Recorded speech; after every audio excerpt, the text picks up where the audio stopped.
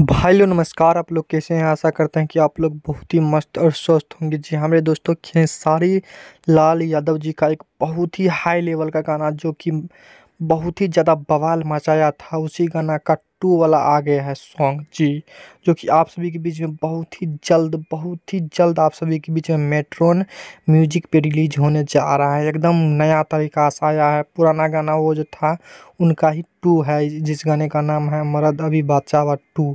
बहुत ही high level का गाना। ये गाना पूरा तहलका मचाएगा, क्योंकि इनका 1 वाला गाना जो था बहुत ही बजा था मार्केट में, और ये 2 वाला है उससे भी बेहतरीन, उससे भी ज़्यादा बजने वाला ये गाना आप सभी के बीच में मार्केट में आ रहे हैं 30 अगस्त को। जी 30 अगस्त को आ रहा है आपका पहला चैनल मेट्रोन म्यूजिक पे। और इस सॉन्ग को बता दूं, इस सॉन्ग गाए हैं सिंगर खेसारी लाल यादव जी, और गीत लिखे हैं पवन पांडे, और म्यूजिक सजाए गए हैं आर्या शर्मा जी। तो मिलते हैं अगले वीडियो के साथ, तब तक के लिए अपना ख्याल रखना।